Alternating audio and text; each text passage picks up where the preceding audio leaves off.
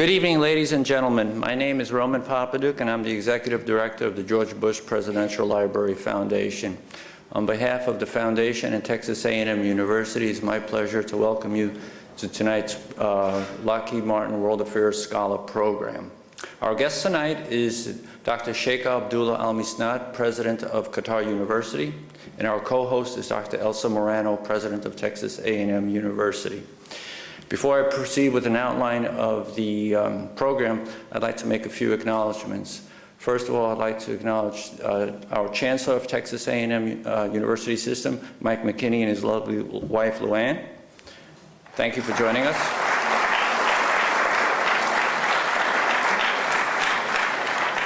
And on a personal note, I'd like to recognize Chase and Diana Untermeyer. Chase and I worked together at the White House during President Bush's administration, and it's a great pleasure to see him back here. Chase also served as the U.S. Ambassador to Qatar from 2004 to 2007. So Chase, it's great to have you here.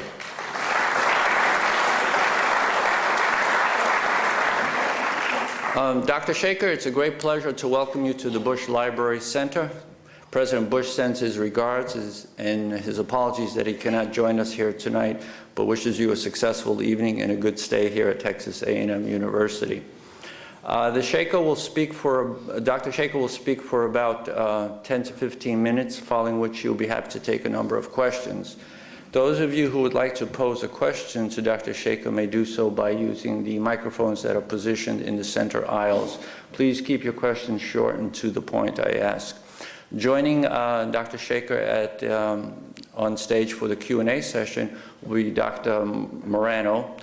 Dr. Morano has done a wonderful job in the year or so that she's been president of Texas A&M University. Not only has she been running a smooth ship here at Texas A&M, but she's also helped buttress the international standing of Texas A&M as seen by tonight's program. So it is with great pleasure that I call upon Dr. Morano at this time.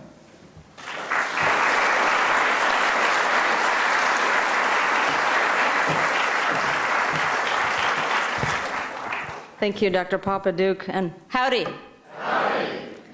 Well, it's a pleasure to be here with all of you this evening and to welcome you on behalf of Texas A&M University and our co-sponsor of this event, the George Bush Presidential Library Foundation. I am pleased that so many of you could join us for the Lockheed Martin World Scholars in Residence presentation by a great friend of Texas A&M, Dr. Sheikha Al-Misnad, President of Qatar University. Dr. Sheikha, I want to thank you for accepting our invitation to visit Aggieland. It is really a great honor to have you with us. We are also pleased to have with us the delegation that is traveling with Dr. Sheikha from Qatar, Dr. Mazen Hasna, Dean of the College of Engineering, and Dr. Hissa Sadiq, Dean of the College of Education, both at Qatar University. Will you please rise and be recognized?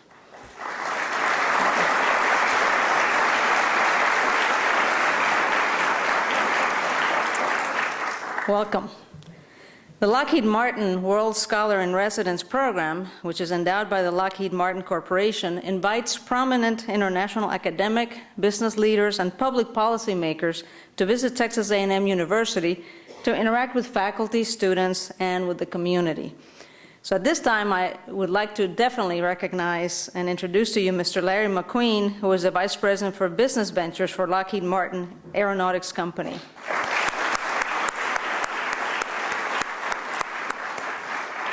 Thank you, sir, for your support of this program.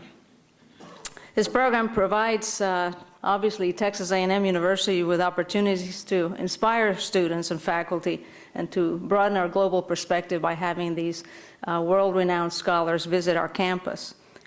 Well, also with us this afternoon, we have a treat because we have 15 Aggies from our branch campus in Qatar, all the way in from Education City. There you are.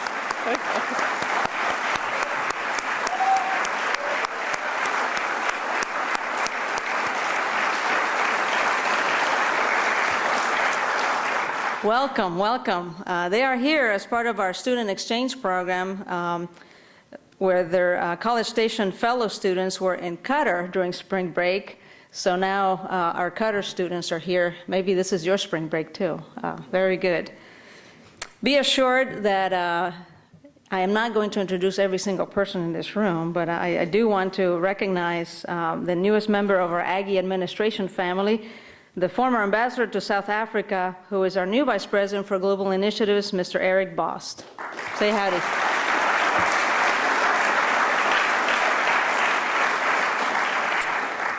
Well, tonight we are definitely honored to welcome Dr. Sheikha, who has been a leading Qatari educator for nearly 3 decades. She has occupied numerous and prestigious positions in teaching, administration, and research, assuming the presidency of Qatar University in 2003 as its first woman president. That has a nice ring to it, doesn't it? Well, prior to that date, she served Qatar University as Vice President for Research and Community Development, as head of the Department of Foundations of Education, and as a member of the University Council. Dr. Sheikha received her undergraduate training at Qatar University before earning her doctorate in education at Durham University in the United Kingdom. During her graduate studies, Dr. Sheikha became active in research pertaining to education in the Gulf area, especially in relation to the region's women. For many years, Dr. Sheikha has been involved in the reform of primary, secondary, and private education in Qatar.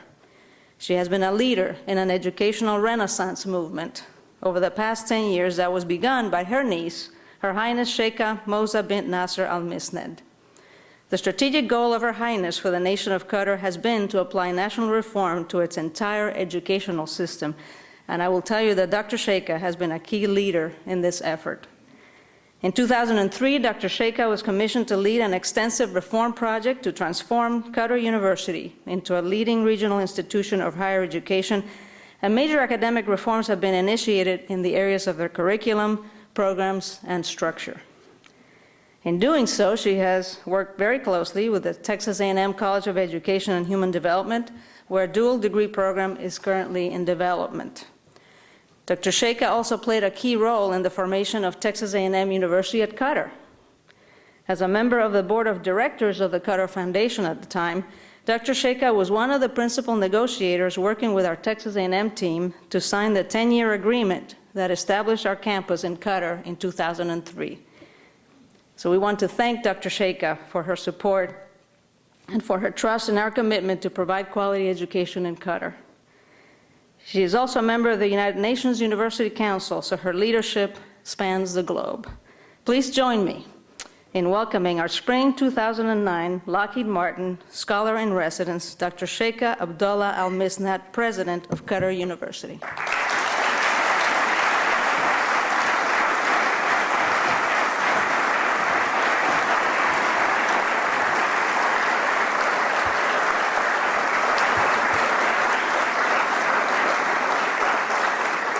Good evening, everybody. Thank you, Dr. Morono, for this introduction. Actually, I have summarized my speech, but anyway, I will read it again. Ladies and gentlemen, it is a privilege and honor for me to be here amongst you today, talking about an issue to which I have devoted my career, and which I feel is vital for Qatar's future, namely reform of educational system in Qatar. In my talk today, I would like to take you through some of the work which has been going in the field of education over the last decade, including the background and rationale for the reform, some of its main accomplishments, and the lessons that we have learned and indeed are still learning on this exciting journey. The first part is the case of the reform.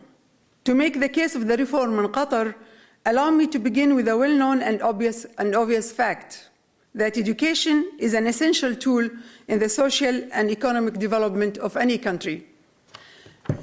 In our fast-moving globalized world, no country can compete and thrive without an educated and skilled citizen, equipped to handle increasingly complex development, from the global economic crisis to political conflicts and environmental threats. Indeed, the need for an education system that is efficient, effective, and responsive to the society specificities seems greater now than even before.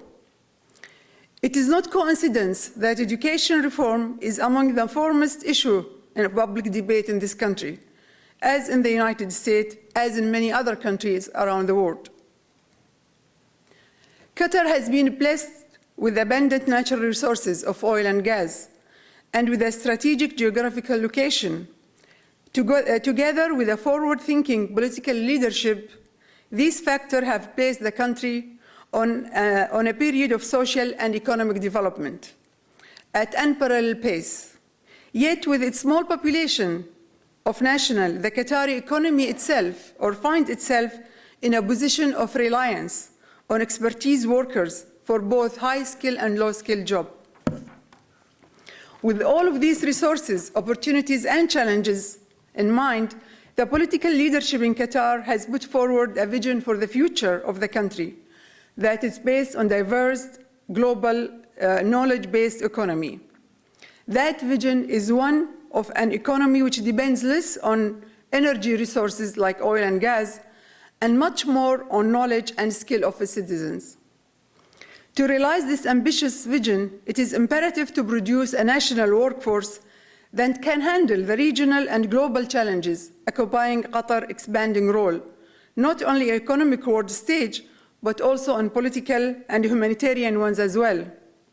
Such a vision necessitates bringing the educational system into the spotlight with penetrating and difficult questions about its readiness and capacity to produce highly quality skilled or Qatari citizen capable of competing and succeeding in the local, regional, and international labor market. The Qatari education system has had, until recently, been a product of regional environment, similar in many ways to education system of other Arab countries.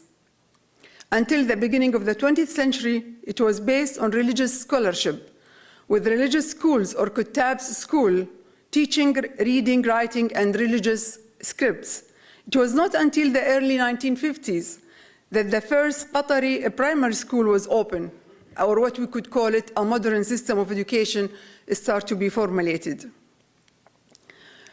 The Qatari education system came to take a more modern form with the foundation of all-male elementary school in 1952 or 51, and then followed by 2 years later by the first school for female students. Thus, the 1950s witnessed the beginning of a move towards more comprehensive form of learning that went beyond religious teaching. Despite the more inclusive content, however, learning was and remained until recently teacher rather than student-centered, and dependent on rigid rote memorization with little attention to the analytical thinking, research, and communication skills that are indispensable in today's labor market. By the early 80s, the education system had become an issue of national concern and discussion. And although the cost of a student in Qatari school at that time was maybe 5 times higher than education of a child in Egypt or Sudan or any one of the Arab countries which has a huge population and not so good economic resources, however, the product of the system was not different from those countries. Until the early, as I said, until the early or the second half of the 80s, there was indeed a feeling or a concern about the quality of the education system, and there indeed were some piecemeal attempts to reform by trying to work on a specific aspect of the system. Perceiving the need for a comprehensive and broad-based reform, however, the Emir, His Highness Sheikh Hamad bin Khalifa Al Thani, called upon Rand Qatar Policy Institute in 2001 to conduct an assessment of the educational system. Initially, the K-12 system of basic education was studied, and later on, post-secondary education in Qatar would also be assessed. The system-wide assessment confirmed what was believed, that the education system in Qatar, until that point, the K-12 system was not preparing students adequately for post-secondary education or for work. Problems with curriculum were identified, including its being outdated, rigid, and unchallenging.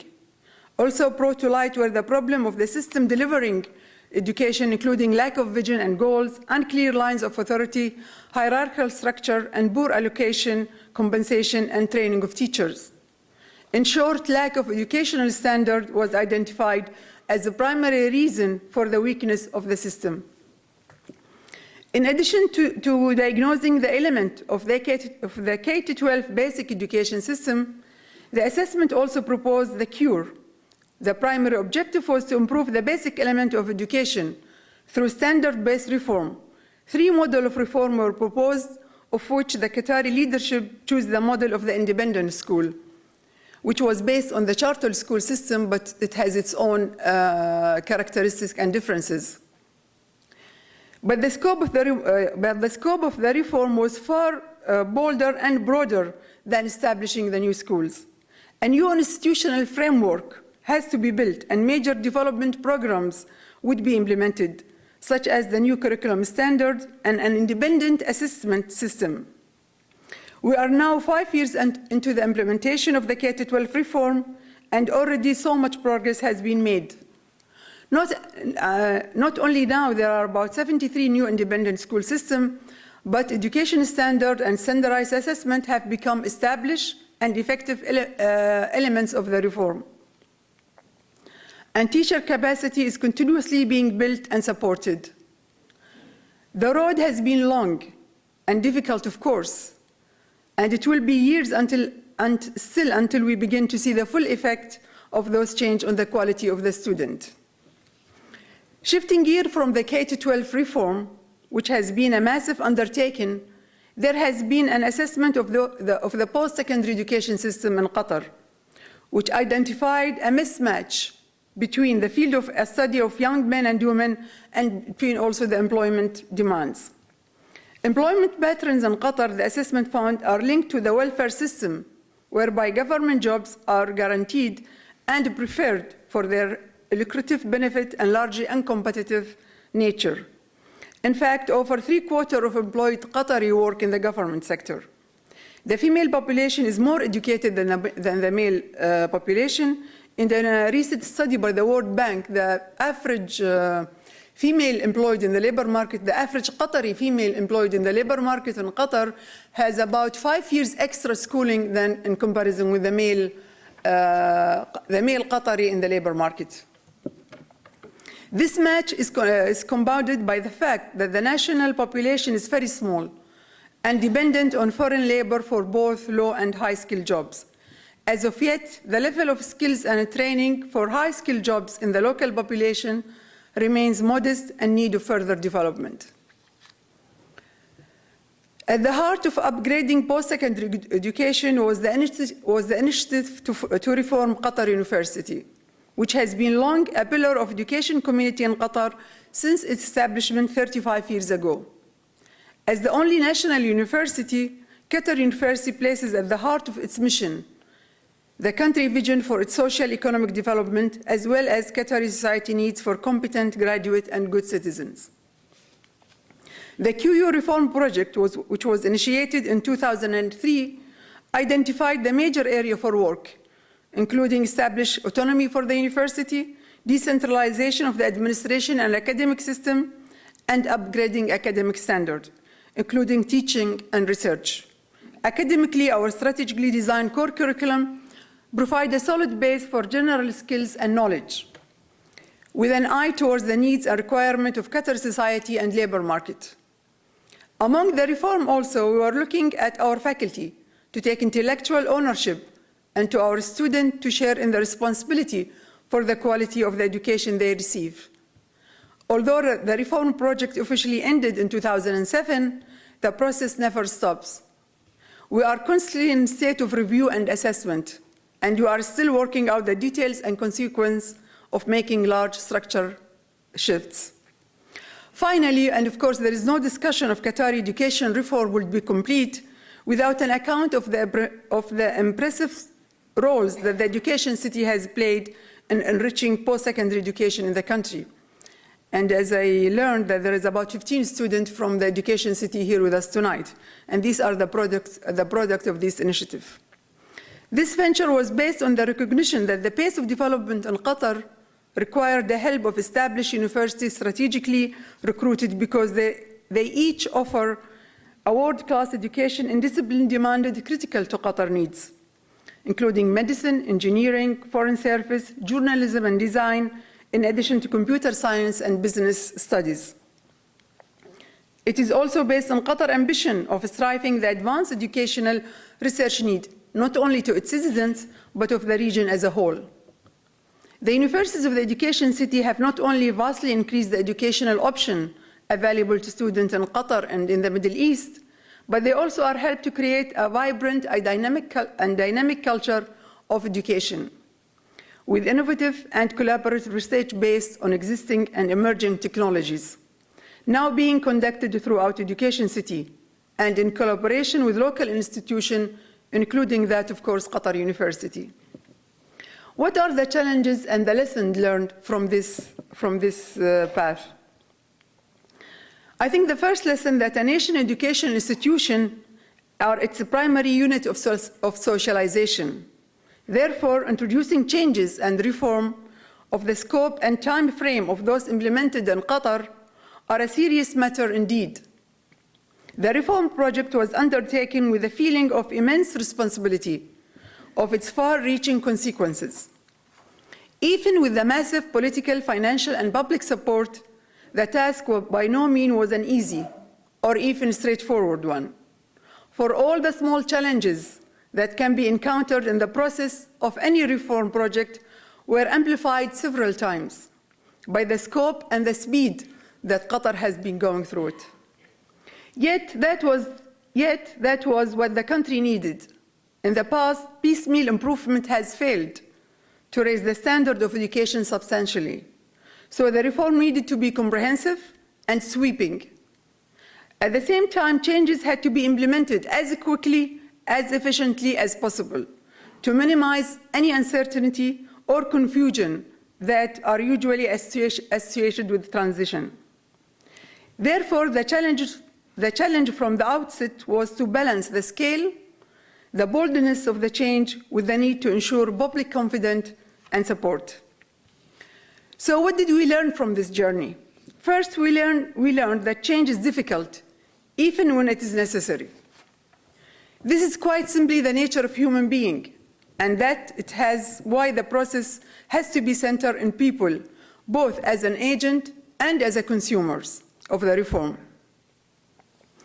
It is easy and somehow understandable in the midst of a large undertaking as the reform project Qatar did to get immersed in the detail of daily operation and the bureaucracy and to forget what the project was about in the first place.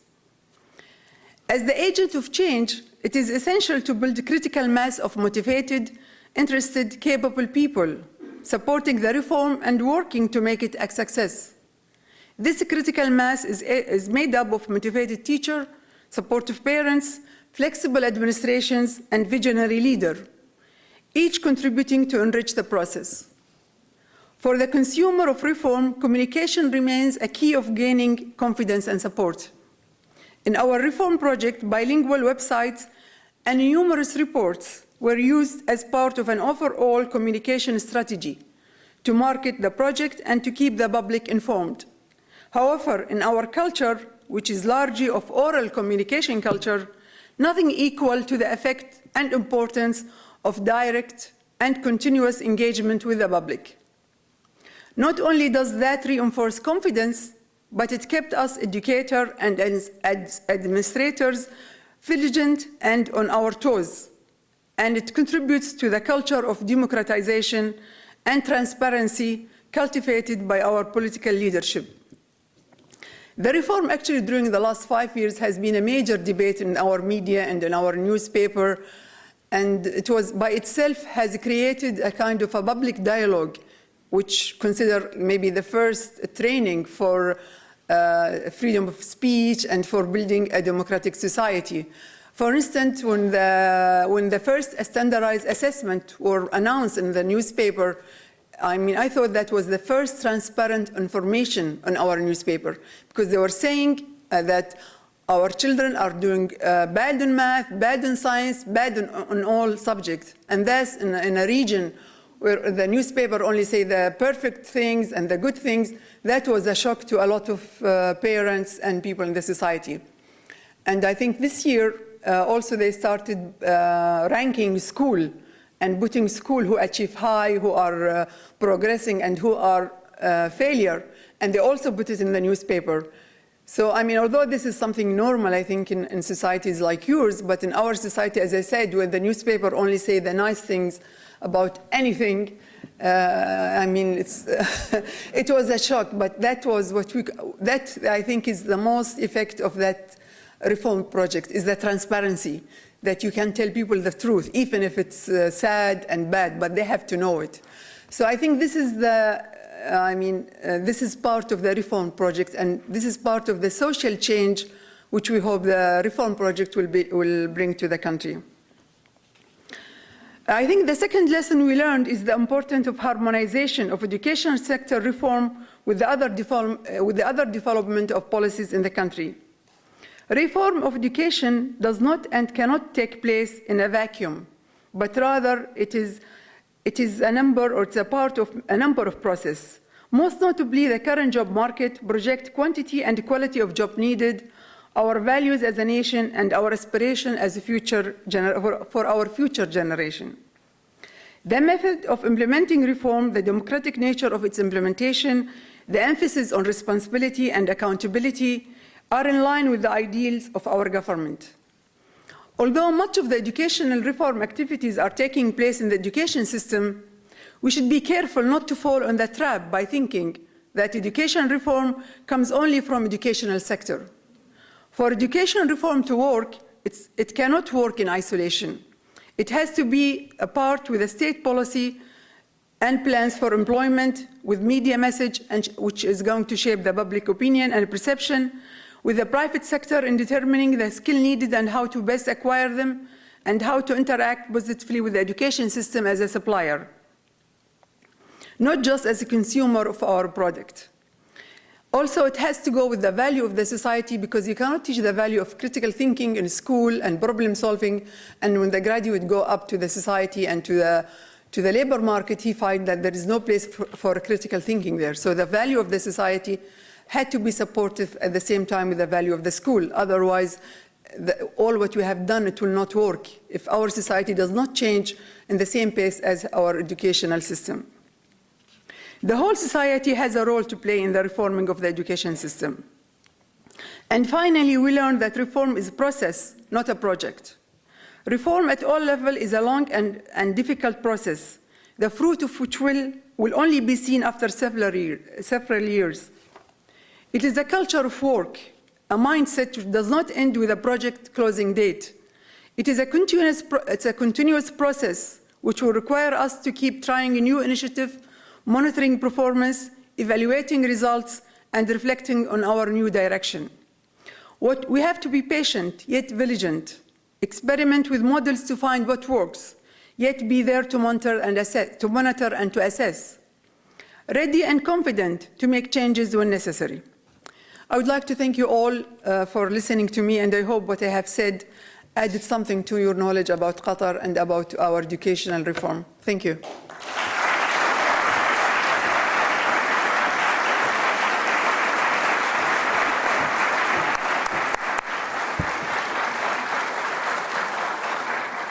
Dr. Sheikha, thank you for those insightful comments. I believe our two countries share similar problems in the education field and similar challenges.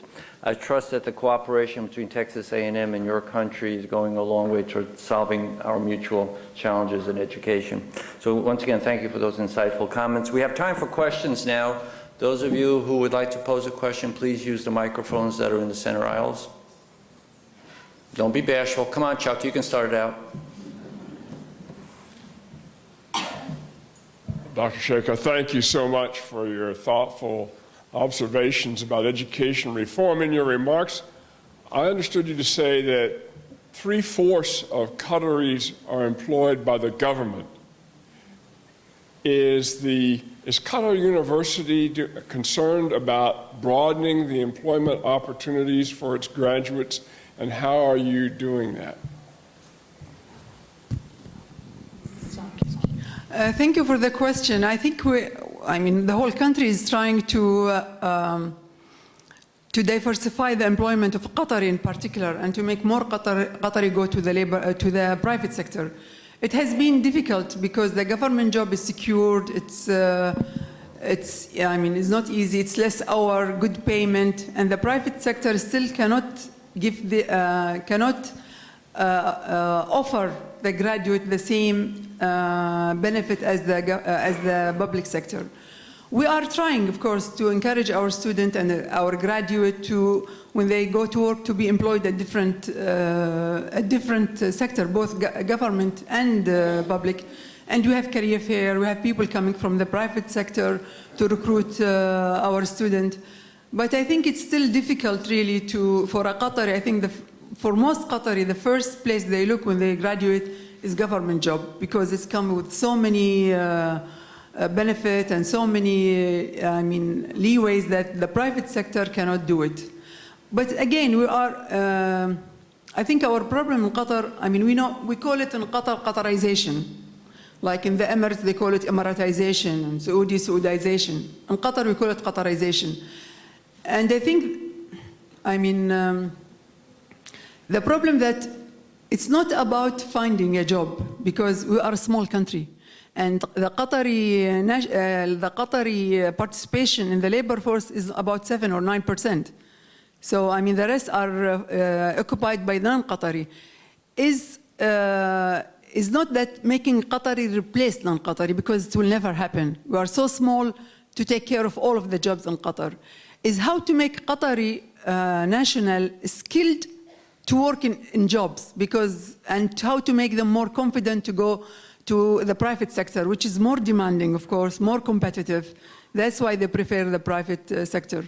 So we have not figured out how to do that. The country tried to do that by putting quota for private companies to employ Qatari, that you have to have every year, you have to increase your quota. I don't believe in quota, and I don't believe it's going to work, because other Gulf states has tried. In Saudi Arabia, they do force that on private companies, and in other also Gulf area. And some of the research done, they call them the ghost worker, because those companies bring the Saudi or the Emirati or the Kuwaiti or the Bahraini or the Qatari on their payroll, and they ask them to go home. So they can show on the government, we have a number. Or sometimes they leave them, but they don't really pay a lot of attention to them. I don't know, I think I'm getting too many areas, but it's not as simple and as easy. I think we need the national to feel that the job is not entitlement, is not a right. They have to feel that they have to seek the job, and they have to prove themselves in the job. This is, I think, the most difficult part. If we can fix this, I think we'll be in better situation, but I think it will take a long time to do. Okay. Let's go over here, we'll alternate back and forth. Go ahead. Howdy, Brandon Honore, class of 2010. I want to thank you for coming out here. It really means a lot. My question is, I understand that Qatar's economy is highly based on oil and natural gas, and I was wondering, with the way that the world is developing towards more sources of green energy, what ideas are coming out of the education system to diversify Qatar's future economic choices? Thank you. I think your question is also one of the concerns that Qatar is now trying to deal with. And everybody now is talking about diversifying the economy, not to be based on oil and gas, because oil and gas will finish one day. And they are trying to think of different industries. They are trying also to think of different resources of energy, like the sun. Even they start now talking about nuclear. So your question is the debate which is going now in the society, and they are trying to figure out how to do it. And we hope that we can really come out. But do you know, we as a human, when we are having a good time, it's difficult for us to imagine the bad time. But I think we are trying to do it. Thank you. Yes, sir. Gerald Spencer, Vice Chairman, Student Conference on National Affairs. You mentioned that women in the Qatari workforce generally had a higher education than the general male. And I was wondering, what is the single largest concern for that? Is it the labor concerns? You touched briefly on that.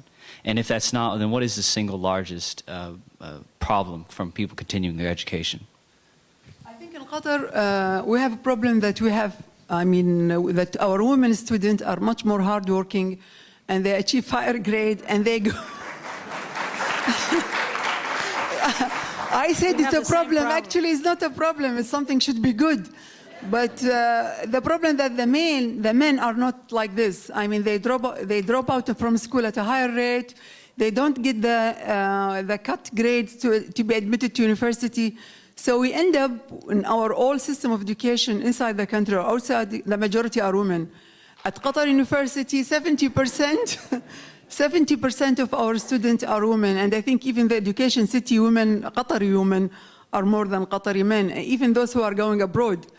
And I think in the whole country, those who are having those Qatari who hold a university degree, about 65% are women. This is good, fine, but what about men? I think what we need to work in how to encourage our men now to continue their education, to be ambitious. What is the implication of that? Women are, I mean, it's not about employment. Women now are employed everywhere they want, and they do good in their job. But I think women also are mothers, and one day they will have children, and then, I mean, I'm not saying that they will, be less committed when they have children, but the other issue is what is the family structure will be in Qatar. I mean, those women will like husbands who are from equal educational background, and the men will not think of marrying someone who has a higher, I mean, especially for Middle Eastern men, they will not marry a woman who has a university degree and he is a high school dropout. So I think it will affect the family structure in the future, not the employment. I think the employment women are really doing fine.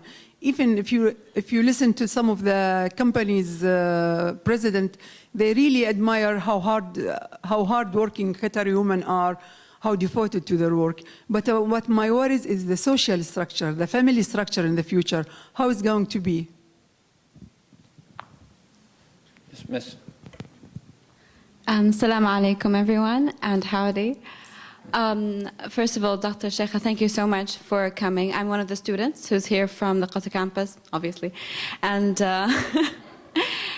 I have just one question.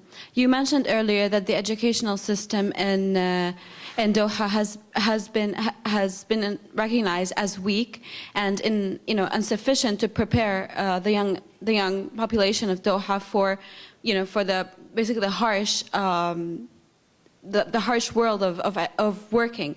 So I want to ask you please to elaborate on some of the problems that you feel you have faced and some of the things that you've recognized as flaws in the system of the education, and what you feel you will need to implement in not only the public school but also the new scientific schools. I mean, thank you for the question.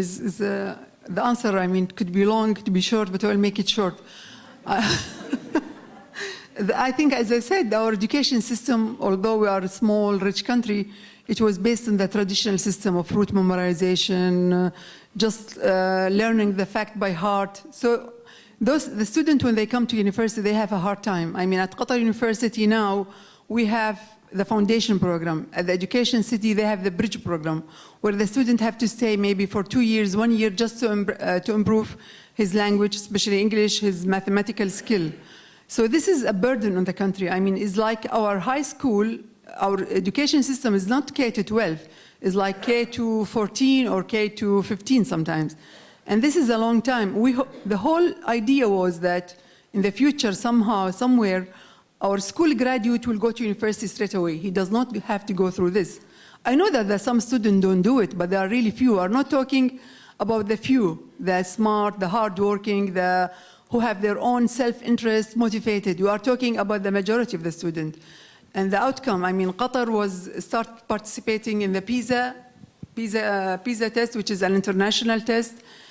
And to be fair, I mean, it was really very disappointing when Qatar was, I think there were 27 countries or 30. Qatar was 29, and after Qatar was only one African country and that was very embarrassing for a country as the size of Qatar and the resources of Qatar, that our students, I mean, they are at the least of the bottom of any national competition or any national standardized testing. This is what we are trying to change. It's not easy, it's very difficult.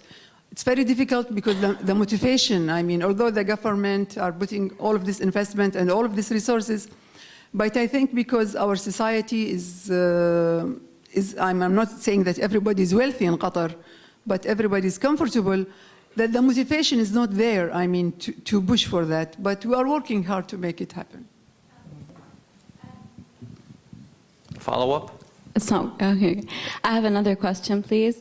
I noticed in our university in Texas A&M, a lot of the students that come from the public schools have a kind of a language barrier problem. They're having a difficult time communicating with the professors and trying to get their point across, whether it be in lab reports or in just communicating with the professor. Do you think that it is the public school's responsibility to prepare them for the fact that everything now is everything is done in English nowadays? So do you feel it's the public school's responsibility to prepare the Qatari and non-Qatari students for being able to handle that? I mean, I think learning the English is not the problem. It can be learned, it can be taught. It's the application. It's the skills you have, you come on. It's not the problem of the schools that the student does not know English, because the school system was all in Arabic. So we are responsible for providing an opportunity for the student to learn English. Now I think within the new reform system, math and science are taught in English from primary school. Although, I mean, this has also bad and good effect, but we cannot blame the school that the student cannot speak English. They were not supposed to teach in English. No, it's not about speaking English. It's being able to apply their knowledge in the English language, because I feel like they're having a lot of problems, that they're not doing so well in certain. I mean, they are very educated and smart students that come to Education City, but I think their only problem is language. That's the reason most of them end up going to the American Bridge program. So do you feel that if the schools kind of focused a little more on teaching both English and Arabic, that they would be more, that it would be easier for them to kind of skip the American Bridge program? I don't know what they call the American Bridge program. ABP. It's called I'm sorry, Academic Bridge program.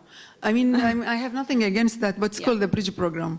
Yeah. I mean, it's this. I mean, the answer is the same. I mean, now they are trying to teach math and science and English. It's not about language. It's not about English or Arabic. Yeah. It's about, how you said, applying the knowledge. Yeah. That the school did not do, and they should do. How to apply the knowledge, how to think differently, because the student came out, they are good students, but they are all memorization. Okay. Thank you very much. Additional questions? Yes, sir. Abdullah Sultan, graduate students. Just I want to follow up on, or just want to ask about the relation between Qatar University as the only national university in Qatar and the foundation system. Is it like a competition between the only national university and the foundation, which set an up standards in Qatar, or is it just like an integration kind of relationship?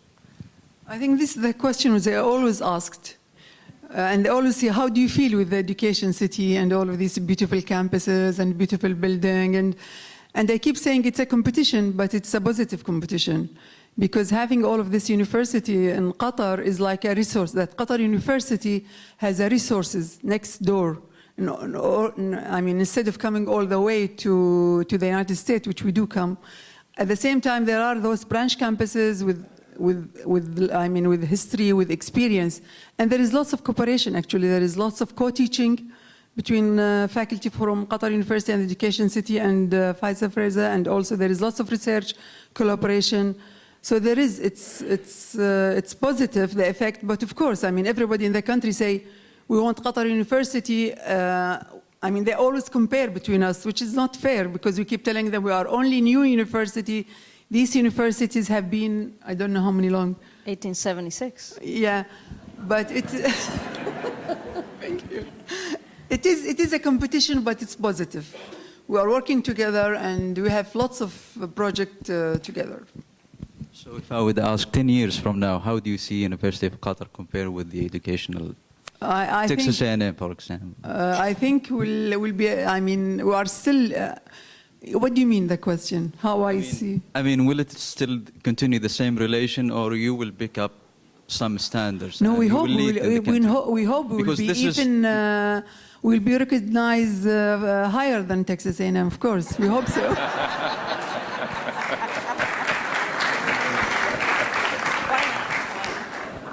Okay, one more question. Yeah, the last one. My last point, how do you see Qatari experience in reform compared with the regional country. I mean, do you think you are really reforming so fast, or you moving fast? Yeah, that's a good question, actually. I think after Qatar experience, I mean, I'm Qatari, so I have to do some kind of, I cannot be objective. But I think Qatar started all of this in the region. I think before Qatar started the education city, people think that any university which teaches in English is a good university. When Qatar came, when education city started, and Texas A&M came, Carnegie Mellon came, then in the other Gulf country, they start recruiting Michigan Ann Arbor, NYU, I think, Duke. It's good. I mean, it's good that Qatar started that search and initiative for quality. Now people know that there is quality in education, and there is good school, there is high-performing school, and there are other schools. So Qatar did that. But but when we go back to K-12 reform, also Qatar started that K-12 reform. I think Qatar was, the changes or the reform project in Qatar was very radical. Basically, Qatar has a Ministry of Education, which has been for the last 40 years. The reform project said, okay, this is the ministry, leave it as it is. We'll start a new system, completely different than that, because we tried with the ministry structure, didn't work.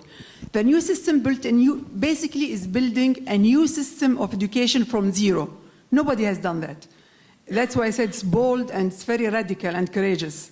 It was not easy. So we built a new system. We built a new institute, Education Institute, Evaluation Institute, and they started taking school from the Ministry of Education into the new system.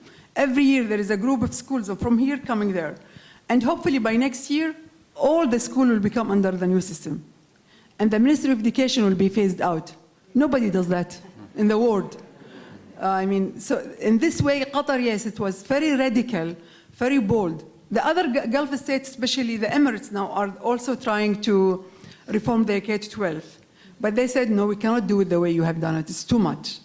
Too much to do that, which they might be right, actually. Because looking now back, I think we have done it fast, but we wanted to do it fast because we felt that we have wasted so much time. With all of our resources, we have not done so much in the field of education. And I'm glad we have done it that way. And I'm sure if you read the Qatari newspaper, you will find every day an article against the reform and all of this. But we tolerated all of that. At the beginning, actually, one of the things which they accused us of, that it was that the American government pushed us to change our education system. Just by accident, we started in August.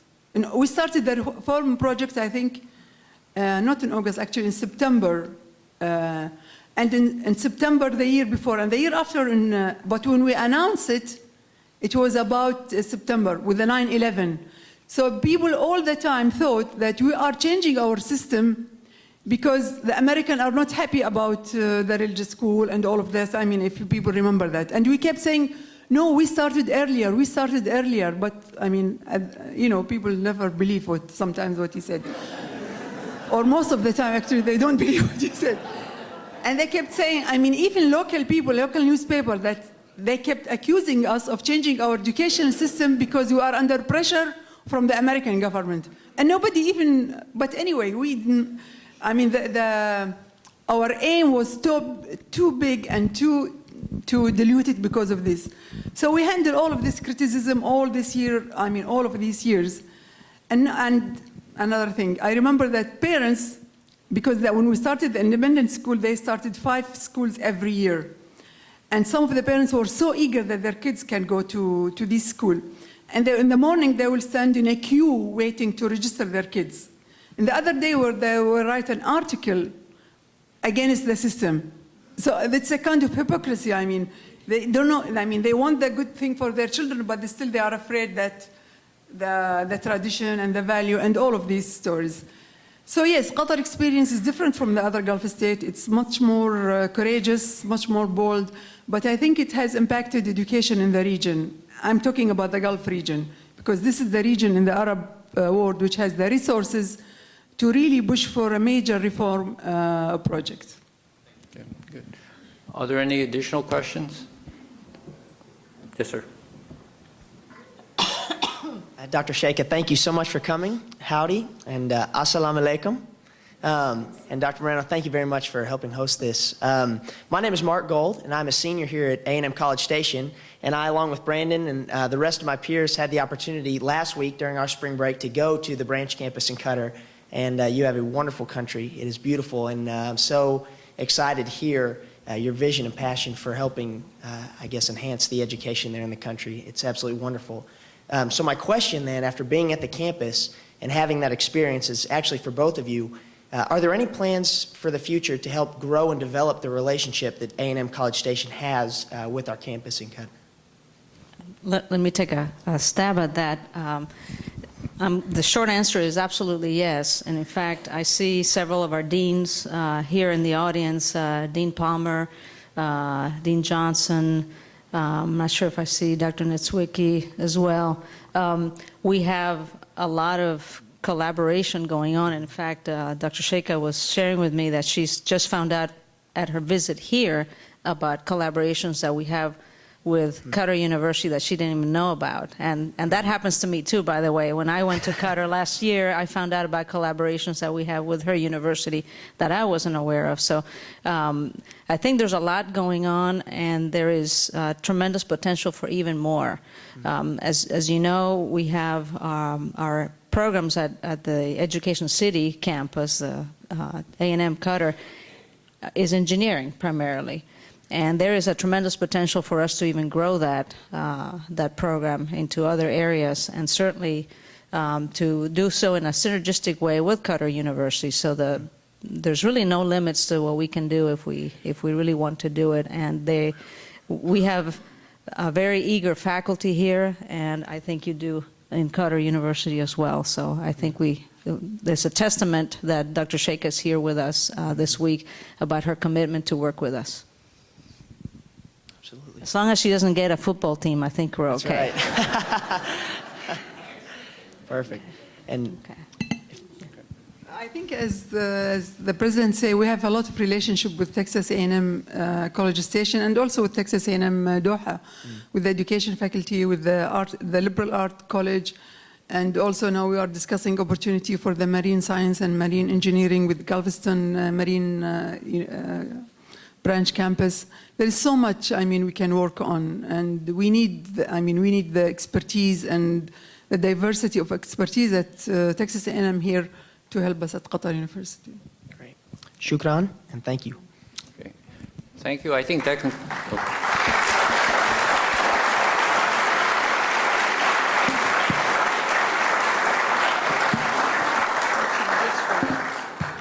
Ladies and gentlemen, thank you very much. I believe that concludes our program tonight. If I may do one more thing, Dr. Sheikha has been truly in a whirlwind tour here of College Station and Texas A&M. Lots of meetings ever since she got here. And so I know that she hasn't had much of a chance to see much of Texas, and not even very much of our university. So we have a few books here for you to take home with you, and we'll ship them to you, so you don't have to load down your luggage. But some books about the Big Bend National Park and plants of the Texas Coastal Bend, as well as Taming the Land, the lost postcard photographs of the Texas High Plains. So you get a good overview of what Texas is really like. So we want to thank you for your remarks, for your visit here, for the efforts that you're making on behalf of education. Many of us here in the room are educators ourselves, so we're rooting for you and for Qatar to make these reforms, and we're behind you all the way. Thank you very much for coming.